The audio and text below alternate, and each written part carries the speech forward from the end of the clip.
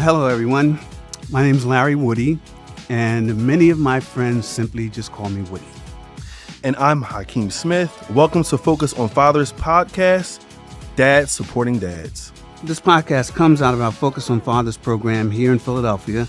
We offer free parenting classes, job-seeking support, and help with accessing resources men need to get back on their feet and be the best dads that they can be. We're going to talk about real stuff, raising kids, co-parenting, child development, and all the barriers that feel big and sometimes impossible.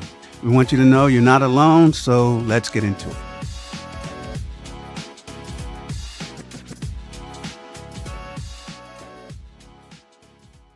Hello, folks. We're back today. And today we're going to talk about something that's not always easy, understanding our own feelings. A lot of us have been taught not to show our feelings. When we take the time to recognize what we're feeling and why, it can make a big difference in how we communicate and connect with the people in our lives. That awareness is often the first step towards building healthier relationships. So today we're going to explore all of this today with DeJuan Diggs, lead parent educator with Focus on Fathers. Welcome, DeJuan. Welcome, DeJuan. Thanks for having me. Good morning. Sure. Okay, let's get started. And this is like a tricky topic, but we'll do what we can with it. So in your opinion, in your work with the fathers, what were men taught by their families and society about expressing emotions growing up?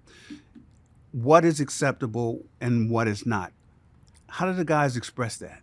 Well, first off, I'll say this is one of my favorite classes to teach out of the curriculum, but a lot of the feedback that I get and that I've seen is that it's denounced. It's very rare that I'll have a father or a gentleman, he may not have children, but just in the midst of being a man, on that whole quote unquote man, it's very rare that I'll have a father say he was allowed to express himself emotionally, or within a healthy way. Most guys in the household and within society will state to you that we should steer clear of it. It's not a thing that men deal with. Yeah, I noticed that myself, when we were recruiting guys and we have them on the phone, a lot of the guys are in their feelings. I think that's an expression people use. It's, and basically it requires us not to get into our feelings. I'm saying in dealing with a man, we have to find a way to sort of like suppress it because, you were just telling the story a minute ago, but, they get angry. I've been hung up on a lot of times. I've been cussed out a lot of times. But see, it's a little different thing because they're on the phone. You've done a lot of in-person classes. You still do, right? All in Mostly? person. All classes that I conduct are in person. So I'm meeting them where they're at. Right. But I'm saying they're in the room with you. It's a little bit different when they can't see you. They can go off sometimes, but they'll still do it in the class. You've had those experiences, right? Yeah, absolutely. The way I start this class off, I'm usually handing out papers, something tangible, to kind of facilitate the conversation later on. But I'm asking them, for everybody to give an opportunity, when you were growing up as a little boy, what were you told? But I challenge, and I changed the language. I challenged them to say, what were you taught? The curriculum asks them, what were you told about showing and handling your emotions growing up? I challenged them and I asked them to share with me something that you were taught. And that skims the conversation down because a lot of guys say, I wasn't taught anything. Right. If I was told I wasn't supposed to show my emotions. It gave me vulnerable. And a lot of times their experiences throughout life help define that saying, that quote for them, or whatever they were taught. It's very rare that I had a father that says, yeah, my mom allowed me to cry, or, my father allowed me to punch on a pillow when I got angry. And it was a conversation. It's very rare. Maybe in the 2%. Very low. Well, what's generally the reaction when when they understand that that's what you're going to tell them? We're going to talk about our feelings today. it's solid. It's solemn. You get silence, Yeah. right? Okay. Right. And so that's why I use the brainstorm to kind of break the ice, because majority of guys are going to use choice words when they talk about emotions, and it's very few. And so I challenge them because I want to get them riled up, right? And so if most of the guys are fathers, I'm going to ask you, if you weren't taught or told how to deal with your emotions, how do you teach your children how to love? Or better yet, who taught you how to love? Yeah, I've heard you talk about that. Right. Right? If you have children or you're in a relationship or you're married and you grew up suppressing your emotions or how you feel, who taught you how to love? So now I'm really challenging you, because I'm a good father, but I don't show my emotions, Right. And one thing's for sure and a million things for certain, if you have children, how do you teach them how to deal with their emotions? Right. Okay. Think about yourself and think about the clients that you're dealing. How does their what they were taught about their emotions, how does it show up, in the classroom, in the way that they react? Man, interesting. Self-medication. Yeah. Right. Um, And you deal with a lot of guys that have returning substance citizens, abuse. yeah, Right. they're programming in some kind of form or fashion within the city of Philadelphia, either returning citizens or through addiction services. And so a lot of they will definitely, the majority of the group typically will see that as a way, or recognize that as a way that they deal with their negative emotions. And what's interesting is how I try to curb them a lot of times is that, can you differentiate from the two? What are some positive emotions that you have? Mm-hmm.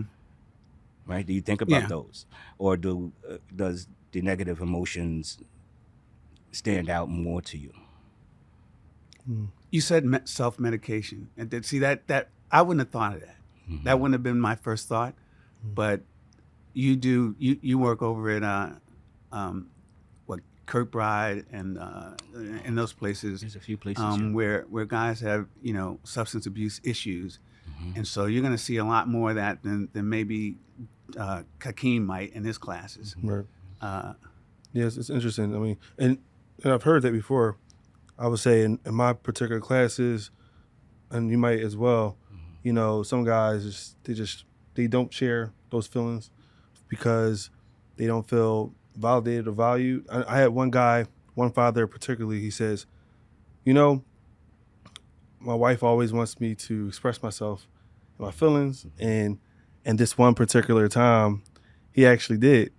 And he looked over and she was on her phone, not paying attention, and he just shut down.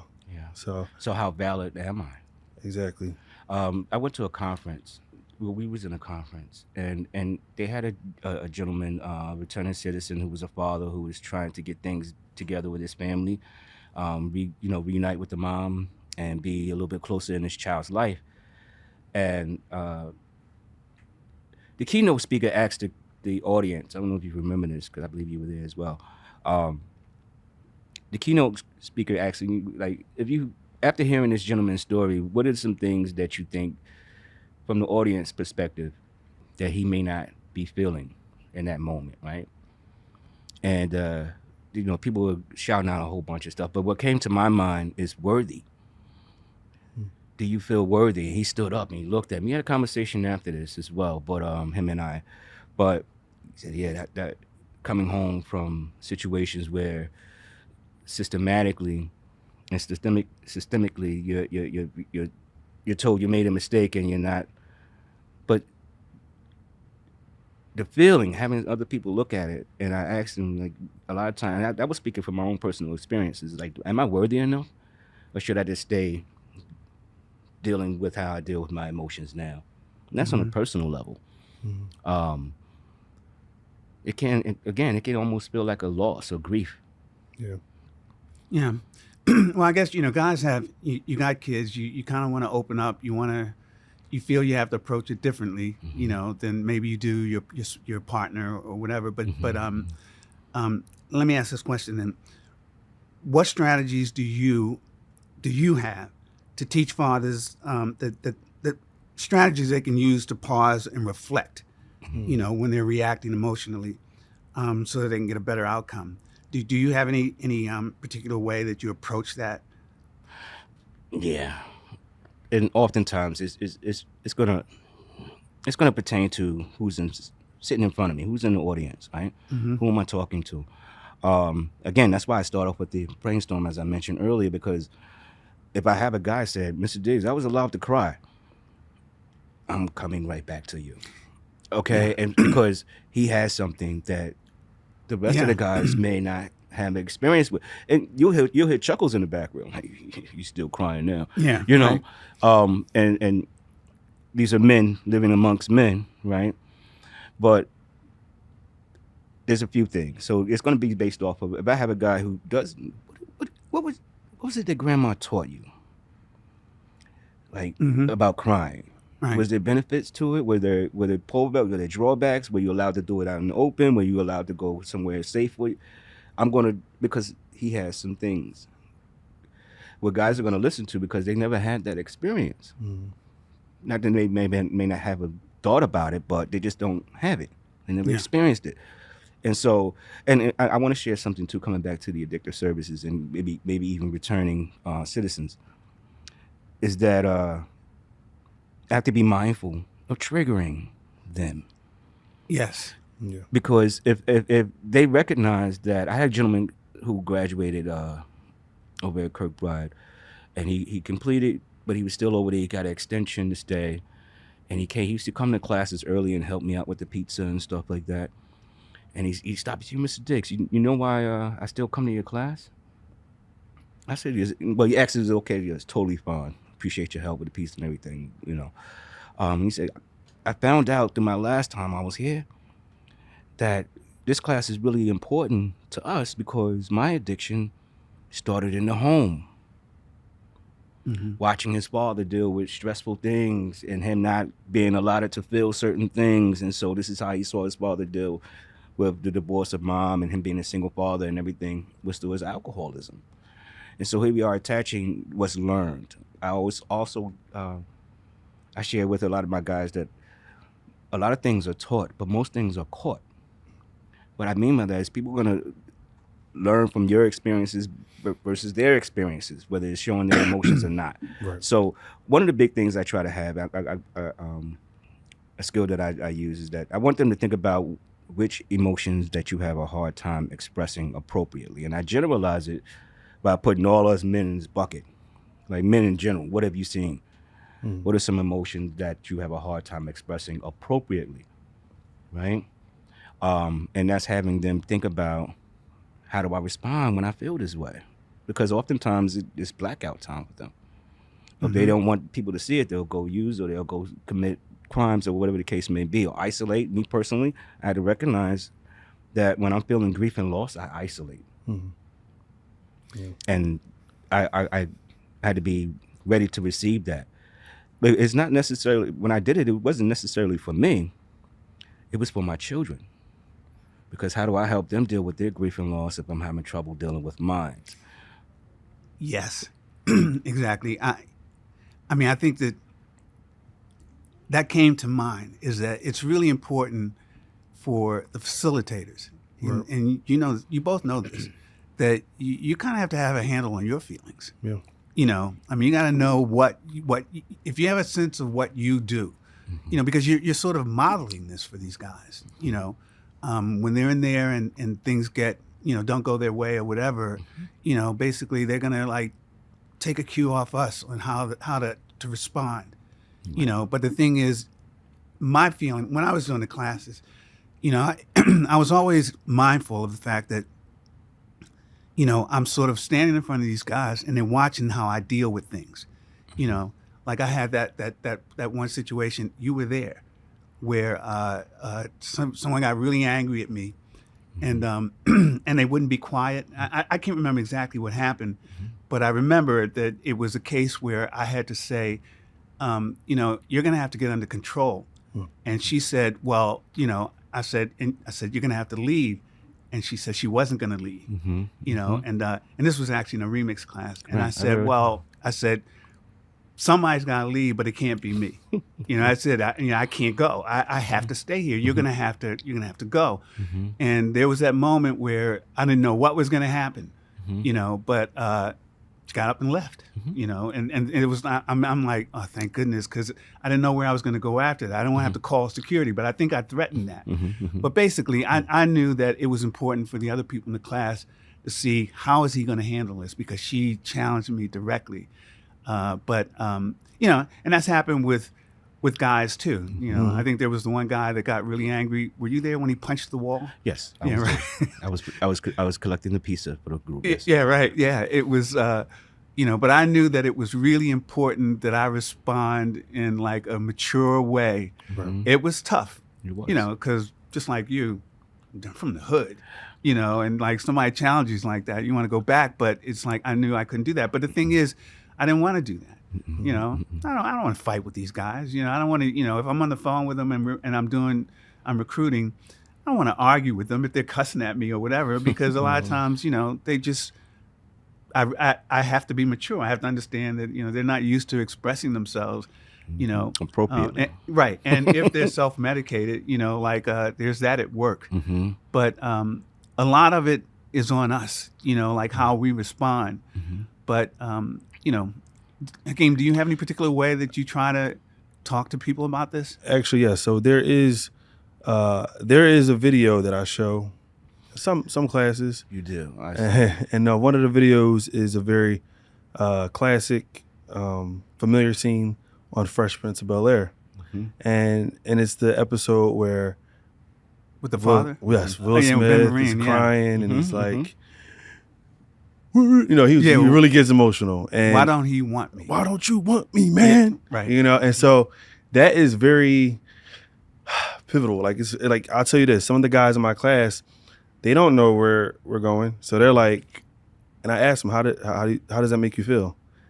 And some of the guys are like, man, I remember when that happened. It still makes me emotional. And like everybody went to the same, everybody had different experiences, but they went to that same feeling. They've seen it before. And they get to express it, and we start right off of that because, like I said, for years I'm like, man, that still touches me. You know what I mean? It's one of the most. If I could, just jump on and add to that. It's one of the most emotionally. How can I say? It pulls to you. Yeah, it's contagious. Yeah, whether you had that experience or not, you felt Will and what he was trying to convey. Absolutely. Right. And I think so many of guys that we work with have that story to a degree, or at least like to have that story, that opportunity to get those things off, but never had it. And those are those experiences. And so what I try to do, I try to use definition. I don't want to come across as blaming, because we all have our own stories. Right, of course. And we all deal. One thing's about emotions, that it lies in the eye of the beholder. Right. I can't tell anybody how to feel or how not to feel about whatever they're feeling about. No, you can't. And we live in some tough times where everything is pulling at the heartstrings. Yeah. And so a lot of times where I catch them at, you want to ask about a strategy. It's that strategy when I go around that room and I give you an opportunity to share with the group how you dealt with it or what were you told or taught, right?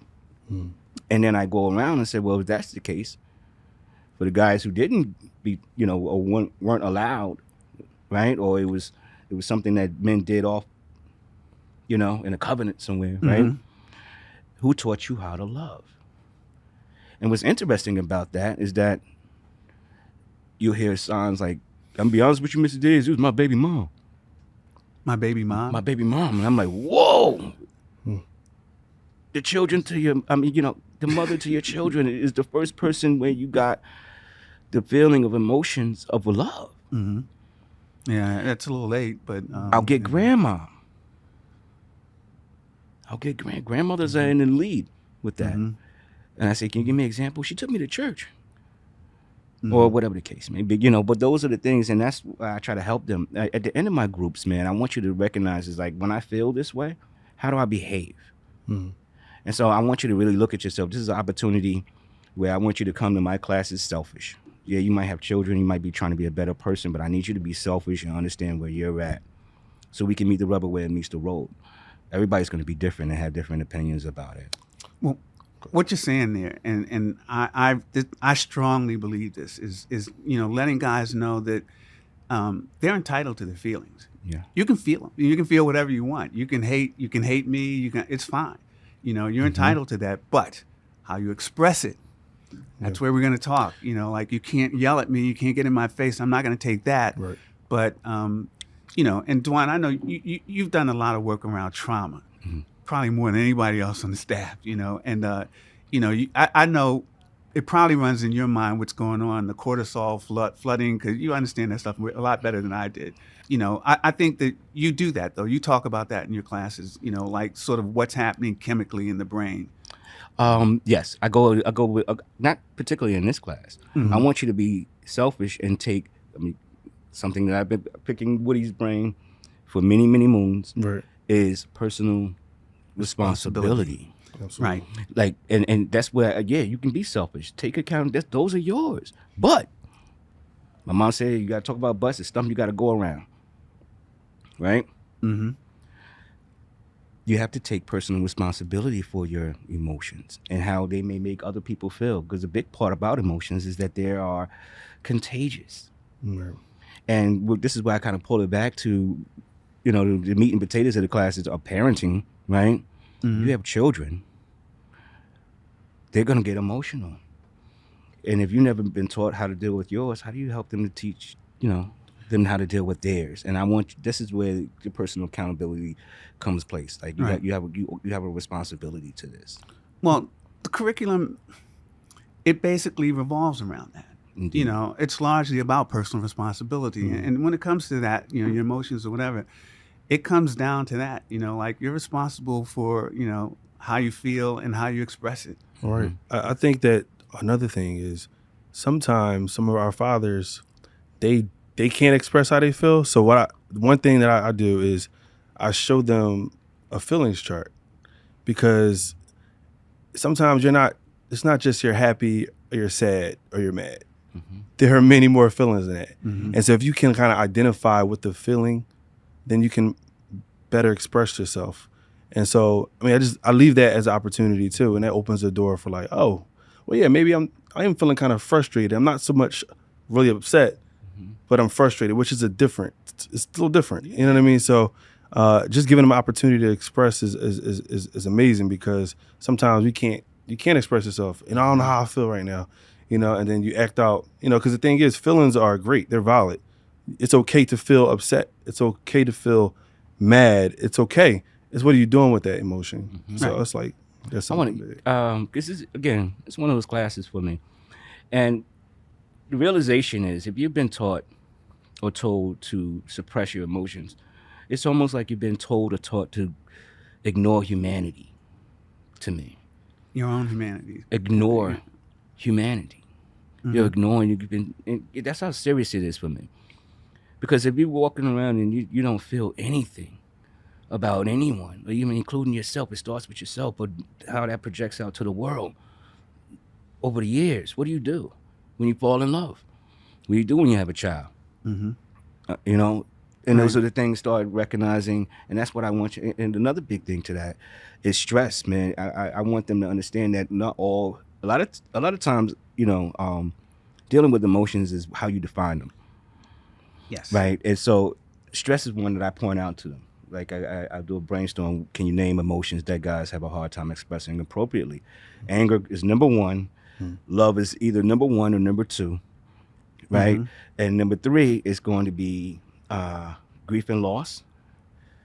And four is usually stress. And so I'll go around and ask them, what's stress for you? Paying bills, my baby mother, whatever the case may be. And I said, well, what about having a child? What about buying a house or getting married? Isn't that stressful? Yeah. There's different types of stress. And so that's why I want them to recognize. And I use definitions and kind of try to define them actually what these words and emotions mean. And it comes across when they recognize that there's a positive stress out there. Yeah, right. The idea of stress. Do we actually have anything where we suggest to the guys strategies for dealing with stress? For me, yeah. Again, it's defining it. And then, Yes. you know, First. yeah. Right. So give me a definition, give me an example of a positive stress. Yeah, I would say definitely self-care is really big, right? Mhm. You know, self-care, I think that's one of that's one of the 5 characteristics of the curriculum that we use. Yeah. But yeah, so we use self-care. So it would be exercising, maybe finding a hobby or someone to talk to, or joining some type of community. Yeah. Self-awareness. Yeah. Because if you're aware of how you're feeling and how you respond to it, how I leave that class, I leave them on a cliffhanger, and I said, I want you, you know, when you wake up the next morning, you look in the mirror. When I'm stressed out, how do I behave? Right. When I'm feeling grief and loss, how do I behave? And that's something that I use personally. During my own life of experience of going through grief and loss, I had to recognize that I isolate, right? Mm-hmm. And how that helped me? Well, it wasn't so much for me because I'm not ready to replace it just yet because I don't know how it's going to react. But what I would do is tell everybody around me, like, look, I am going through it. I'm grieving. I miss my mom. I miss my grandmother. I'm going to go over here. I'm going to be fine until I figure this out. And so I give those kind of experiences, be just recognizing, as long as that I'm not hurting or helping, you know, Right. hindering anybody, I'm going to do that. And it's a soul searching kind Right. of deal. You know, a lot of people don't know this, but Dewan actually went through the Focus on Fathers program. Mm-hmm. That's how he came to us. And, you know, he was impressed with what we were doing. And, you know, he needed help. And he took the classes. And afterwards, he kind of stayed around and we hired him. Because, you know, he kind of like embraced sort of the things that we were trying to put forward. Mm-hmm. And so Dewan, you know, when you were taking the program, you know, you had your own issues then, Mm-hmm. you know, so talk about, or just give me an idea of what you learned, you know, quickly from going through it and how it kind of led you to wanting to work for the program and to teach this to other guys. Okay. If I can be brutally honest, I never saw me doing this. I know you. I In a remember you million saying it, right? years. Not in a million years. Not because you're a New Yorker. You know. Different take on things and Right. experiences. But I was mandated. That helps. Right. Depending on who you're speaking with.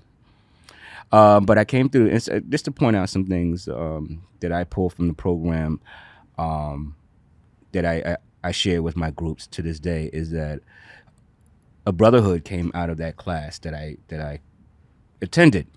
It was guys who were within the shelter who we would see each other every day. We didn't know each other's name. We didn't know each other's situation outside of that we were homeless. Mm-hmm. At the end of that particular class, we all knew our children's names. We knew certain situations about, you know, intimate situations about one another, and it was a brotherhood that kind of lasted. Mm-hmm. And so that's something that I find that going through the Focus on Fathers program, the parenting piece, it's a parenting education program. Even though what eventually happens is a brotherhood stirs up. Right. That's based around fatherhood. Mm-hmm. And so that's something that I see as a plus because it continues on without the class. It goes on and becomes its own entity. Right. And it's still circulating around the parenting aspect. What am I worthy of? What do I have to bring and offer to my children? Not only my children, others. Mm-hmm. And so now you have this community discussing about emotions. They're talking about my emotions. Right. A group will end. I have brothers saying, "Man, I love you, man. I'll see you tomorrow, man. Love you, Mr. Diggs." Whereas before, That was outside of your experience. You know, outside right? of that I know experience, that. men You told saying me. they love each other. Now it's a thing. Mm-hmm. Right.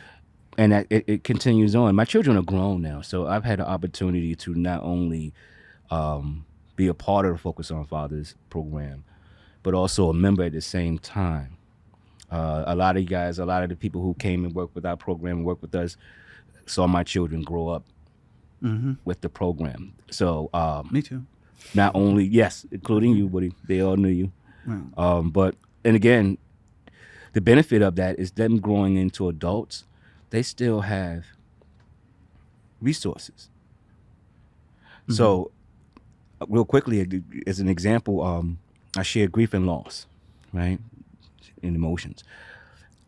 The benefit is in the life of experience. And so what I mean that is when my youngest son calls me and says he's crying his little eyes out. And I say, I'm so sorry, Dad. I'm just going through it. I can't go to work today. I'm just thinking about Mommy. I can't do this. And I'm listening. But secretly, I am patting myself on the back because that's something I never would have done Yes. Wow. growing up as a young man. I'm not going to call my pop and say, Dad, I'm just having a bad day. My mother wouldn't even get that. Okay? And that's the person I trust the most out of this whole world, this whole experience. It was my mom. But for my son and my daughter, when they have experiences of grief and loss or potential trauma, whatever, they feel comfortable calling me up and having a conversation and letting me know where they're at. And in my mind, I made it, brother, because I would have never done that. I anybody who knows me knows that. Right. Now, you came a long way. You learned some things about yourself, and decided that you wanted to share it with other people. But you learned some things about yourself because see, I had an idea of who you were before, and after the program, man, like you say, the brother, it was a brotherhood, man. You're like a completely different person, and I watched you like you've watched me, 18 years, whatever, 19, right, 19, and 20. I wouldn't say the program's like the only reason that you're doing better, but I think it did help you, man. It got you on track, like you say. You couldn't have believed ever that you would be doing something like this. And we have a lot of fathers, man, same thing. They'll go to the program and, they'll see things about themselves that they never considered. Absolutely. We're glad to have you, man. And, and I'm sure you've probably done the same for some other guys, encourage them to, because we have guys that they would like to work with us, but I'm sure, you made a big difference in their lives. I think that there's whether you guys know it or not, I've been picking this guy's brain, so I want to add to the whole thing. What helped me is having resources. Right, yeah. He doesn't know it, but I may have went through something at the house, but I had to come to work, and I would come up to his cube, and he'd be there with his breakfast of champions, and I say, well, let me run something past you, Right. And he was a valuable resource. He would give it to you straight. There's no obvious variables or anything like that. He give it to a straight shooter, and whether he knows it or not, he was a valuable resource. And that contributes to focus on fathers. And you do that for other guys, man. You won't see it until they work it out and they put it into motion, and you see it that is working for them. They'll come back and tell you, right? Just like the kids do. Look, we're getting to the end of our time, but this is a pretty deep thing, and it's close to me as it is to you. Yeah, absolutely. It is. But as we wrap up, we want to remember that acknowledging and expressing your emotions doesn't make you any less of a man. I mean, we try to make that clear to the guys. Absolutely. Understanding your feelings, processing them, and regulating your behavior in a healthy way is something all of us can be better at. It's just important to get that message across. Yeah, it's a personal one. Yeah. If today's conversation felt new or challenging for you, you're not alone. A lot of men have been in your shoes, and it's never too late to chart a new path for yourself or your children. So remember, if you're a Philadelphia dad looking for guidance on anything we discussed today or just need support on your fatherhood journey, check out Focus on Fathers at focusonfathers.phmc.org or call 267-765-2361 and join our community of dads supporting dads. So until next time, thanks for listening. Thanks for having me, guys. Appreciate you.